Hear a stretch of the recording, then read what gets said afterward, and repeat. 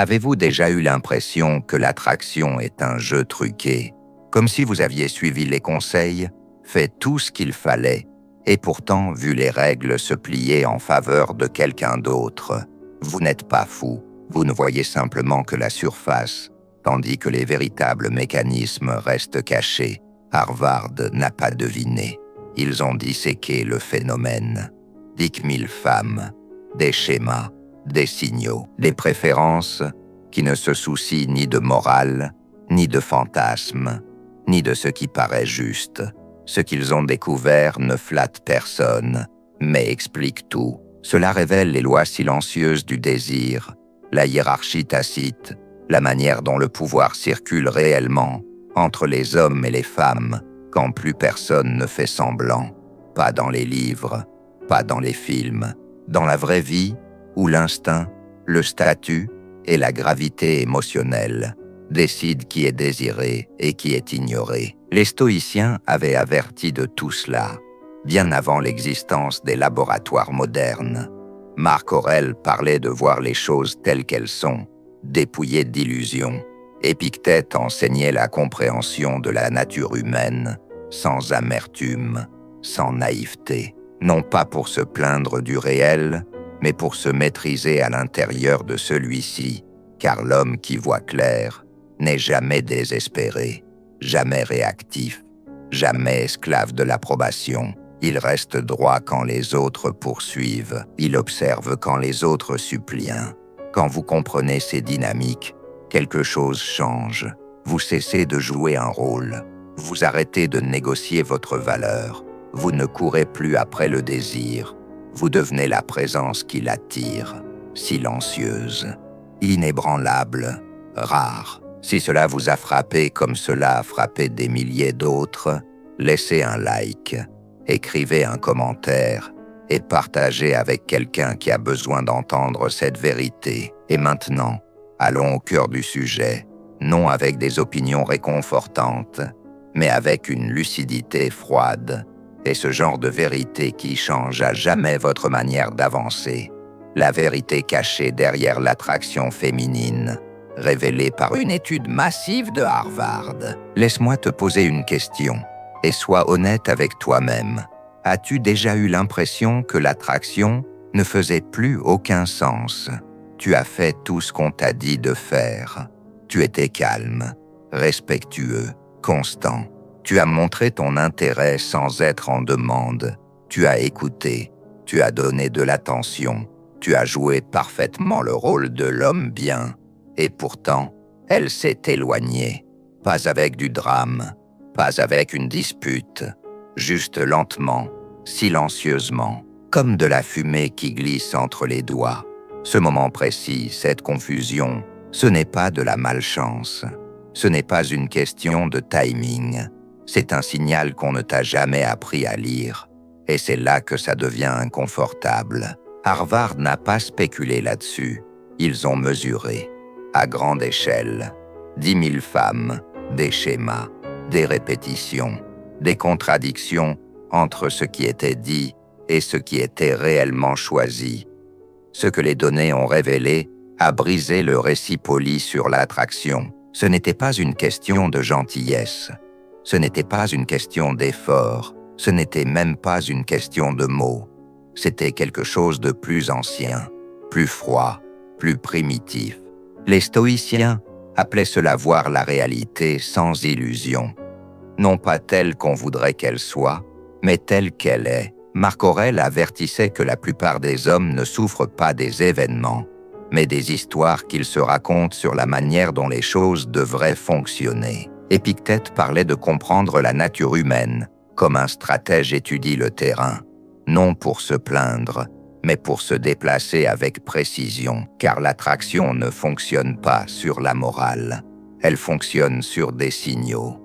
Et la majorité des hommes y sont aveugles. Qu'est-ce qui fait qu'une femme se sent irrésistiblement attirée par un homme et émotionnellement absente face à un autre? L'étude n'a pas deviné. Elle a répondu, et la réponse n'était pas confortable. Les femmes n'exprimaient pas toujours clairement ce qu'elles ressentaient. Mais leur comportement disait la vérité. de manière constante, implacable. Des schémas sont apparus, des boucles subconscientes, des réponses automatiques à certains cadres masculins, à certaines signatures émotionnelles, à certaines expressions d'autorité intérieure. Pas le physique, pas les phrases toutes faites, la présence, le contrôle, l'énergie de statut, la direction. C'est là que les chercheurs ont cessé de parler de préférence et ont commencé à appeler cela par son vrai nom, la sélection biologique programmée. Comprends bien ceci, tu es évalué en permanence, pas par son esprit rationnel, par sa biologie. Son système nerveux scanne les signes de dominance, la gravité émotionnelle, la stabilité intérieure, l'homme qui ne cherche pas l'approbation, mais qui la donne ou la retire. Réfléchis à cela. Pendant tout ce temps, tu pensais que la gentillesse était le ticket d'entrée. En réalité, la sélection sexuelle fonctionne sur une autre fréquence. Soit tu es aligné avec son désir instinctif, soit tu es invisible, et les données de Harvard l'ont confirmé. Froidement, précisément, sans aucune pitié. Imagine ceci un instant. 2 hommes entrent dans la même pièce. L'un commence à parler immédiatement. Il remplit l'espace. Il cherche à être remarqué. L'autre dit à peine un mot. Et pourtant, c'est lui qui possède la pièce. Sa posture est détendue. Son regard est stable. Sa présence est calme, ancrée, imperturbable. Avant même qu'une seule phrase ne sorte de sa bouche, les femmes l'ont déjà ressenti. Maintenant, sois honnête avec toi-même. Lequel, selon toi, regarde-t-elle vraiment? L'attraction n'est pas une question de bruit, c'est une question d'autorité. Ce signal intérieur silencieux qui dit « Je n'ai pas besoin que tu m'approuves, je suis déjà centré en moi-même ». Les données de Harvard ont révélé quelque chose que beaucoup d'hommes n'ont pas envie d'entendre. Un seul trait distinguait ceux qui déclenchaient le désir de manière constante de ceux coincés dans la quête de validation. Pas le physique, pas l'argent, pas les phrases intelligentes, le cadre comportemental, la façon dont tu te tiens, la façon dont tu réagis, la façon dont tu fais face à l'incertitude. Es-tu calme sous pression? Ou commences-tu à trop expliquer, trop investir, trop te justifier? Elle ne te le dira jamais clairement, mais son système nerveux le lit instantanément. Les hommes qui obtenaient des résultats n'étaient pas parfaits. Ce n'étaient pas des communicants irréprochables. Ce n'étaient pas des alphas caricaturaux. Mais ils avaient une chose rare, la maîtrise de soi. Ils ne s'effondraient pas quand les choses n'allaient pas dans leur sens. Ils ne couraient pas quand l'énergie se retirait. Ils ne négociaient pas leur valeur dans l'espoir d'être choisis. Les stoïciens reconnaîtraient cela immédiatement. Sénèque disait que l'homme souverain de lui-même est impossible à asservir, ni par la peur, ni par le plaisir, ni par l'approbation des autres. Cette souveraineté intérieure, les femmes la ressentent, pas consciemment, instinctivement. Et voici ce que la plupart des hommes ne voient pas. Ces hommes ne sont pas nés ainsi. Ils se sont forgés, à travers l'inconfort, à travers le rejet, en dépouillant les illusions sur la façon dont l'attraction devrait fonctionner, pour faire face à la façon dont elle fonctionne réellement. C'est cela que cette étude a vraiment mis en lumière. Pas seulement une vérité brutale, mais une carte, un chemin pour sortir de la confusion, de la frustration, pour entrer dans l'alignement avec la polarité masculine, là où tu cesses d'essayer d'être choisi et deviens celui qui choisit. Et tu as sans doute déjà remarqué le paradoxe. Plus tu cherches à l'impressionner, plus elle se refroidit. Ce n'est pas un hasard. Les données ont montré un schéma clair. Quand un homme surinvestit émotionnellement trop tôt, l'équilibre de pouvoir s'effondre. Pourquoi? Parce que cela signale qu'elle est devenue le centre de ton monde, au-dessus de ta mission, au-dessus de ta direction, au-dessus de ton ordre intérieur. Et à partir de cet instant, Son subconscient te rétrograde, non par cruauté, par instinct. C'est ainsi que l'attraction meurt, pas à cause d'erreurs, mais à cause d'un centre de gravité mal placé. Les femmes ne sont pas confuses, ce sont les hommes qui le sont. Les femmes ne font que répondre à des déclencheurs constants, mesurables, ancestraux. Son intérêt n'augmente pas quand tu écris plus, quand tu complimentes plus, quand tu cherches à prouver plus. Il augmente quand elle perçoit la rareté, quand elle sent que ton approbation n'est pas gratuite, quand ton identité est si stable qu'elle ne peut pas être négociée. C'est sur cette fréquence que l'attraction réagit. Froide, stable, inébranlable. C'est ici que la psychologie masculine doit évoluer, de la complaisance vers une autorité ancrée. Les hommes qui provoquaient les réactions les plus fortes dans l'étude n'étaient pas bruyants. Ils ne paradaient pas, ils ne cherchaient pas à impressionner. Ils étaient calmes, centrés, présents. Ils ne poursuivaient pas, ils choisissaient. Et ce changement d'énergie, il active le système nerveux féminin comme un signal lumineux. Les chercheurs ont appelé cela l'affirmation non verbale de soi. Nous connaissons ce phénomène sous un nom plus simple, le cadre masculin. Force silencieuse, non pas la domination sur elle, mais la domination sur ton monde intérieur, ton espace, tes émotions, ta direction.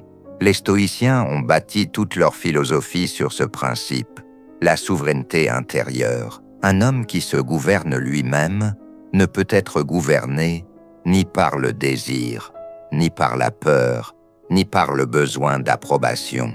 Il devient, selon les mots de Marc Aurèle, une forteresse, calme à l'extérieur, inébranlable à l'intérieur. Et ce type d'homme ne court pas après l'attention. L'attention vient à lui. C'est ce qui a transformé l'attraction, de chaos incompréhensible en un schéma lisible. Mais soyons brutalement honnêtes, la plupart des hommes sont formés à être attirants d'une manière qui ne déclenche pas réellement le désir. On t'apprend à être conciliant, disponible émotionnellement à la demande, toujours accommodant. Mais l'évolution n'a jamais récompensé cela par défaut. Le cerveau féminin est encore programmé pour détecter le statut, le leadership, la capacité de décision, pas la performance, la présence. C'est pour cela qu'un homme profondément engagé dans sa propre voie devient souvent magnétique sans même essayer. Sa vie devient le centre de gravité. La femme n'est plus l'objectif, elle est le témoin, et cela inverse entièrement la dynamique de pouvoir. Rendons cela concret. Marc, 31 ans, graphiste, intelligent, respectueux, bon fond et invisible. Il organisait les rendez-vous, offrait des cadeaux, envoyait des messages de bonjour tous les matins, à la minute près, faisait tout comme il faut et n'obtenait rien en retour. Puis il a découvert un autre cadre, fondé sur le développement masculin, la polarité et la réalité psychologique. Il a cessé de surinvestir. Il a commencé à dire non, à poser des limites, à retirer une attention qu'il distribuait jusque-là sans condition. En quelques semaines, des femmes qui le remarquaient à peine ont commencé à le contacter. Non parce qu'il était devenu quelqu'un d'autre, mais parce qu'il avait cessé d'accepter d'être sous-évalué. Premier basculement, la maîtrise de soi.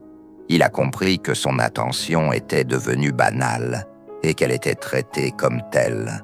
Le moment où il a redirigé cette énergie vers sa mission, ses standards, son ordre intérieur, l'atmosphère a changé, les regards ont changé. La façon dont les femmes se sentaient en sa présence a changé. Ce n'était pas de la manipulation, c'était de l'alignement. Il a cessé de dilapider sa valeur. Et quand un homme incarne ses propres standards, il sort définitivement du piège de la validation. C'est là que les options apparaissent, pas des fantasmes, de vraies options. C'est ici que la ligne se trace. Les hommes qui gagnent sur le long terme ne mémorisent pas des scripts. Ils maîtrisent leur monde émotionnel. Ils comprennent que l'attraction féminine ne répond ni à la logique, ni au réconfort. Elle répond à l'attention, à l'intensité, à la présence d'un homme qui n'a pas besoin, mais qui peut choisir. Cette différence n'est pas intellectuelle. Elle est viscérale, primitive. Elle crée un niveau de désir que même elle ne peut pas toujours expliquer. Et l'étude de Harvard ne s'est pas contentée de le suggérer. Elle l'a mesuré, dans les interactions réelles, à travers des milliers de moments vécus, de rendez-vous, de pièces remplies de monde. Un même schéma revenait sans cesse. Il y a quelque chose de troublant de puissance chez un homme qui ne tressaillit pas dans le silence, qui ne se précipite pas pour combler l'espace avec des mots, qui peut rester immobile sans avoir besoin de se mettre en scène. Cette présence crée une attraction gravitationnelle que la plupart des hommes ignorent même être capables de générer. L'étude a révélé quelque chose de contre-intuitif. Les pics d'attraction ne survenaient pas quand la conversation était bruyante, drôle ou impressionnante. Ils survenaient dans les pauses, dans ces secondes de calme, où son énergie restait ancrée, où son système nerveux ne cherchait pas l'approbation, où il ne s'inclinait pas émotionnellement vers l'autre. C'est le cadre masculin dans sa forme la plus pure. Calme quand il ne se passe rien, centré quand il n'y a aucun retour. Les stoïciens avaient intégré cela dans leur art de vivre. La capacité de rester composé dans l'incertitude, de ne pas être tiré par l'impulsion, l'anxiété ou le besoin d'être validé. Un homme qui gouverne son état intérieur devient, selon leurs mots, une citadelle. Et cette stabilité intérieure se ressent avant même d'être comprise. Ce type de confiance ne peut pas être simulé. Ce n'est pas une question de volume, c'est une question d'inébranlabilité. Et voici ce que la plupart des hommes ne voient pas. Ce qui rend un homme réellement attirant a très peu à voir avec la femme en face de lui. Cela a tout à voir avec la vie qu'il construit sans elle, sa discipline, son focus, ses standards, sa mission. Les données de Harvard ont montré un schéma clair. Les femmes étaient attirées de manière constante par des hommes dont la vie ne tournait pas autour de la poursuite, mais autour de la direction. Des hommes qui n'essayaient pas d'être choisis parce qu'ils étaient trop occupés à choisir leur propre chemin. Cela crée un contraste psychologique qui réveille quelque chose d'ancien. Les instincts de sélection, la reconnaissance du statut, la polarité. Et maintenant vient la partie qui fait mal. Si tu te présentes encore confus, amer, en surinvestissant, en cherchant à prouver ta valeur, tu as déjà perdu, pas parce que tu es inférieur, mais parce que tu joues selon des règles qu'on ne t'a jamais expliquées. Les stoïciens diraient que tu ne souffres pas des femmes, mais de jugements erronés sur la façon dont le monde fonctionne. Et quand un homme remplace l'illusion par la lucidité, toute sa posture dans la vie change. C'est à cela que sert cette analyse, pas à te réconforter, à t'armer, pour que tu cesses de gaspiller ton énergie, pour que tu ne sois plus l'homme avec qui elle se sent en sécurité, mais qu'elle ne désire jamais, pour que tu sortes de l'économie de la validation et entres dans la souveraineté personnelle. Petite pause. Si tout cela résonne en toi, écris cette phrase maintenant en commentaire. Le cadre avant la validation. Juste ça. Je veux voir combien commencent à comprendre que l'attraction n'est pas une question de poursuite, mais de tenue de position. Pense au nombre d'hommes que tu as vus traverser exactement ce scénario. Au début, tout semble fluide. L'ambiance est bonne. Elle est investie, réceptive, chaleureuse. Puis, sans prévenir, elle prend de la distance. Les messages ralentissent, l'énergie change, et l'homme commence à tourner en boucle. Il relit les conversations, il repasse les rendez-vous dans sa tête. Il se demande « Qu'est-ce que j'ai dit de travers ?» Mais voilà ce que personne n'aime regarder en face. Ce n'est généralement pas ce que tu as dit, c'est ce que tu as signalé. La plupart des hommes, sans s'en rendre compte, émettent des signaux de faible statut, un besoin subtil, une surexposition émotionnelle, un manque discret d'autorité intérieure, et elle le ressent instantanément, pas avec sa logique, avec son système nerveux, avec ses tripes. Avant même qu'elle puisse se l'expliquer, l'attraction est déjà retombée. C'est là que la confusion frappe l'homme, mais la décision, elle, est déjà prise. C'est ici que le développement masculin change complètement la donne, car l'homme de haute valeur ne panique pas quand l'énergie se modifie. Il ne poursuit pas, il ne supplie pas, il se recentre. Il ajuste sa boussole intérieure au lieu de mendier une validation extérieure. Les stoïciens appelaient cela le retour à la faculté directrice, revenir à la partie de toi qui observe au lieu de réagir, qui garde sa forme sous pression, qui ne s'effondre pas émotionnellement quand la réalité cesse de te récompenser. La plupart des hommes n'ont jamais appris que les femmes ne réagissent pas seulement à ce que tu fais pour elles. Elles réagissent à ce sur quoi tu es ancré, ton silence, ta stabilité, tes limites, ta capacité à partir sans amertume. C'est ça, la polarité masculine. Elle ne peut pas toujours la nommer, mais elle sent quand elle est là, et quand elle disparaît. Et non, ça ne se joue pas, mais ça se forge, chaque jour, délibérément, par la discipline, l'inconfort et la confrontation avec soi-même. Parce que soyons lucides, l'école ne t'a pas appris le commandement de soi. La culture t'a appris à plaire. Les médias t'ont appris à poursuivre. Personne ne t'a appris à rester solide face au rejet, à ressentir le désir sans perdre ton centre, à maintenir tes standards quand tes émotions veulent négocier. Mais aujourd'hui, les schémas sont visibles. Des études comme celle de Harvard n'ont pas seulement exposé l'attraction, elles ont cartographié les comportements.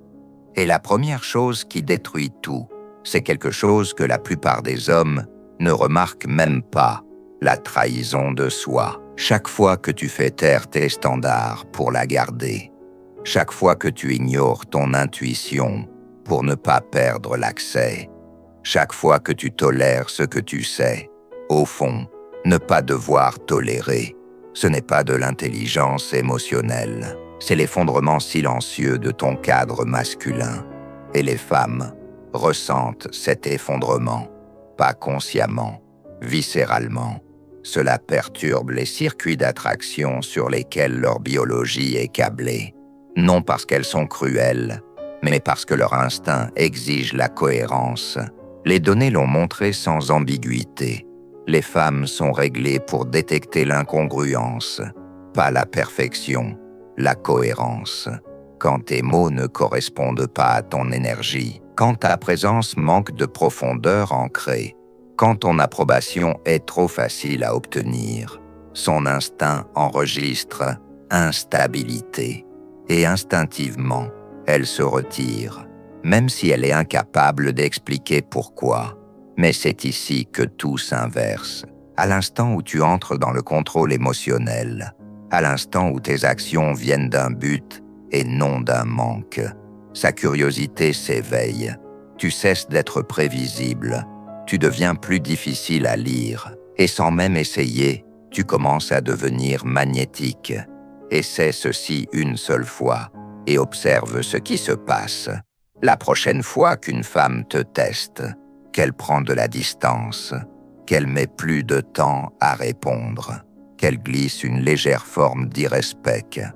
Ne bronche pas, ne poursuis pas, ne t'explique pas, observe simplement, reste calme, reste ancré, laisse-la ressentir ton immuabilité, car la vérité ne se révèle jamais dans tes mots, elle se révèle dans ton maintien, pas dans tes justifications, pas dans tes discours émotionnels, mais dans tes signaux de domination, pas une domination sur elle, une domination sur ton propre besoin d'elle.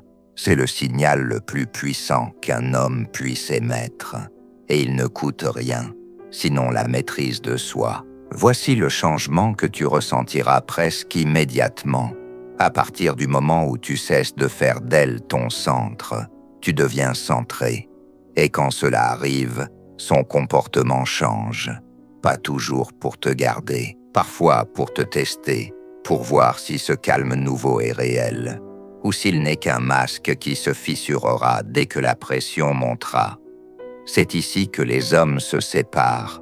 Les faibles retombent dans la poursuite. Les forts maintiennent le cadre. C'est précisément à ce moment-là que la séduction cesse d'être une affaire de technique et devient une question d'identité. Qui es-tu quand elle se retire? La réponse à cette question lui dit tout de ta valeur. Soyons brutalement honnêtes. La plupart des hommes ne commencent à s'intéresser à tout cela qu'après s'être fait ghoster par une femme qu'ils croyaient différente. C'est là que l'obsession commence. Rejouer les conversations, chercher une clôture, essayer de comprendre ce qui a mal tourné.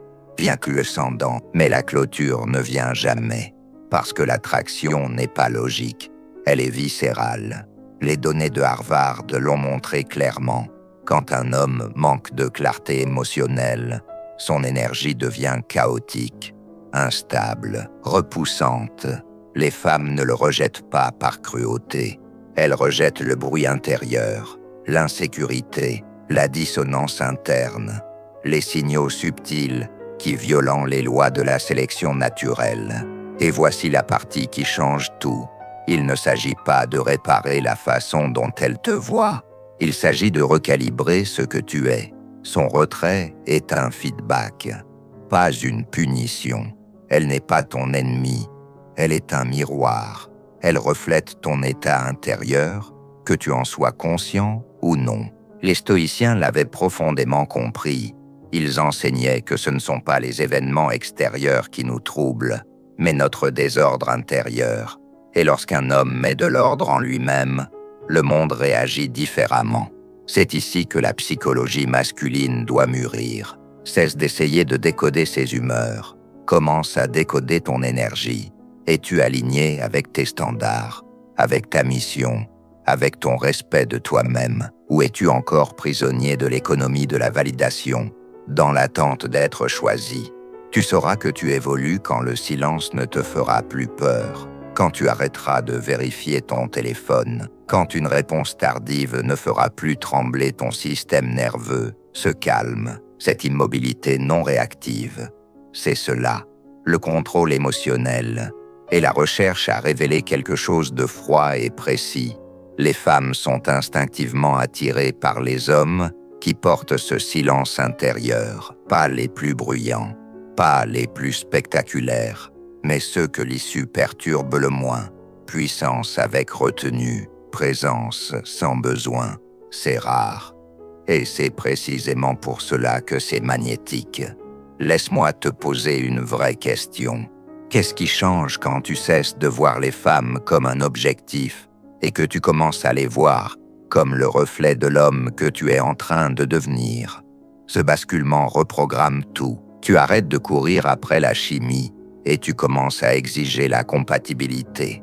Tu n'acceptes plus des miettes. Tu demandes de l'alignement. Ce n'est pas de l'ego, c'est de l'autorité. Les hommes qui portent cette posture intérieure ne poursuivent pas l'attention. Et ironiquement, ce sont eux qui la reçoivent. Pourquoi? Parce qu'ils diffusent du statut sans chercher à le prouver. Ils signalent la stabilité, la direction, la maîtrise de soi. La psychologie évolutionniste boucle exactement ici. Les femmes ne se disent pas consciemment « J'ai besoin d'un homme de haut statut, émotionnellement stable, avec une mission ». Mais leur biologie ici, elle scanne en permanence les signaux de sécurité, de leadership, de cohérence, d'un homme dont la vie est ordonnée et dont les émotions sont gouvernées, dont la direction est claire. Même dans des relations brèves, son système nerveux se demande « Cet homme est-il stable? Est-il centré? Est-il dangereux de le perdre ?» C'est pour cela que même des aventures légères peuvent déclencher des réactions émotionnelles profondes. Son système n'arrête jamais d'évaluer. Et quand tu te présentes enraciné dans la polarité masculine, elle le ressent avant même que tu parles. Tu ne la rassures pas avec des mots, tu la rassures avec ta présence. Si tu t'es déjà demandé pourquoi certains hommes attirent sans effort, tandis que d'autres s'épuisent et restent invisibles, voici la raison. Les premiers ne poursuivent pas des résultats. Ils incarnent des structures, discipline, limite, contrôle émotionnel, but. Les données de Harvard ne pointaient pas vers le physique, ni vers l'argent. Elles pointaient vers la congruence, l'alignement intérieur. Des hommes qui n'avaient rien à prouver, pas parfaits, mais entiers. Et c'est cette intégrité qui déclenche le désir instinctif. Pas des techniques, pas de la manipulation, mais le respect de soi, visible dans la posture, le silence, les décisions, les standards. Alors maintenant, que fais-tu? Tu arrêtes d'essayer d'être aimé. Tu commences à devenir quelqu'un de respectable. Tu resserres tes habitudes. Tu redresses ta posture. Tu protèges ton temps comme s'il était du sang. Tu développes des compétences. Tu construis de la force. Tu construis du silence dans ton esprit. Les stoïciens appelleraient cela gouverner soi-même avant de vouloir gouverner les résultats. Un homme qui maîtrise ses impulsions devient ingouvernable par les autres. Et cet ordre intérieur est ressenti par tous ceux qui l'entourent. Lis, entraîne-toi, travaille, élimine les influences faibles. Entoure-toi d'hommes qui ne te laissent pas te mentir à toi-même. Il ne s'agit pas de devenir un séducteur. Il s'agit de devenir un homme qui a des options parce qu'il n'est plus optionnel, parce qu'il vit avec intention, parce qu'il ne tolère pas la faiblesse dans son propre comportement. À partir de là, chaque interaction devient un miroir, non plus un test pour savoir si elle t'approuve, mais un test pour savoir si tu es aligné avec toi-même. Est-ce que tu tiens ton cadre ou est-ce que tu te plies pour conserver de l'attention? Cette seule différence sépare l'homme qui mène de celui qui suit. La recherche de Harvard n'a pas seulement révélé comment les femmes choisissent, elle a révélé là où les hommes perdent leur pouvoir, les angles morts, les fuites, les habitudes qui sabotent silencieusement l'attraction avant même qu'un mot ne soit prononcé. Et l'invitation est simple, mais brutale. Cesse de fuir, commence à diriger. C'est là que la vraie stratégie commence. Il n'existe pas de raccourci, aucun hack capable de contourner des milliers d'années de biologie. Aucune phrase, aucun truc, aucun personnage qui puisse simuler durablement l'autorité intérieure. Mais il existe un cadre, et il commence par la présence. La plupart des hommes pensent que l'attraction se construit par la performance, en divertissant, en prouvant, en donnant trop. Ce n'est pas le cas. Elle se construit à travers des signaux de dominance. Une posture calme, une faible réactivité, une direction claire, pas bruyante, pas agressive, centrée. Il ne s'agit pas d'être émotionnellement fermé. Il s'agit d'être complet. Un homme complet ne cherche pas chez une femme de quoi combler un vide. Il offre une totalité, et cela inverse toute la dynamique. C'est cela, le cadre masculin, silencieux, stable, inébranlable. Aucune femme ne s'assiera en face de toi pour t'expliquer cela, non parce qu'elle le cache, mais parce que la majeure partie de ces mécanismes se situe en dessous du langage conscient. C'est pour cela que les données comptent. C'est pour cela que la psychologie évolutionniste est essentielle. Elle amène l'invisible à la lumière, pour que tu cesses de deviner et que tu commences à choisir. Chaque standard que tu abandonnes érode l'attraction. Chaque limite que tu maintiens la renforce, non parce qu'elle approuve, mais parce que ton système nerveux devient cohérent. Les stoïciens appelaient cela l'ordre intérieur. Un homme aligné avec lui-même devient un axe stable, et tout ce qui entoure un axe finit par tourner autour de lui. Tu le ressens d'abord, puis les autres le ressentent, n'est pas vanté Rabano, puis le zi, car à l'instant où tu cesses de graviter autour des femmes, quelque chose d'autre commence à graviter autour de toi. Le but, la clarté, la direction. Tu ne tournes plus autour d'elle. Elle commence à tourner autour d'un homme qui ne tourne qu'autour de sa mission. Ce n'est pas une tactique, c'est une identité, c'est un développement. Et une fois construit, personne ne peut te l'enlever. Si Harvard a prouvé une chose, c'est bien celle-ci. L'attraction n'a jamais été aléatoire. On ne t'a simplement jamais appris à contrôler le signal que tu émets. Alors la question te revient maintenant. Joues-tu encore selon ces règles? Ou es-tu prêt à vivre sur ton propre axe? Plus de suppositions, plus d'attentes pour être choisi. Tu as vu le schéma. Il ne reste qu'une chose, l'action. Si tu es honnête avec toi-même, tu sais déjà quelle erreur tu répètes.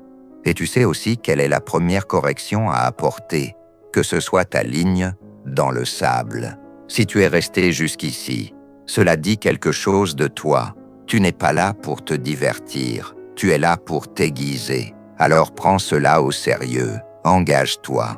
Partage ceci avec un homme qui dort encore et reste proche, parce que ce n'est pas du contenu, c'est un recalibrage. Avant de partir, je veux t'entendre, pas d'une manière vague, d'une manière réelle. Si cette étude a changé ta façon de voir l'attraction, si elle a enfin mis des mots sur des schémas que tu as vécus sans pouvoir les expliquer, écris exactement cette phrase en commentaire.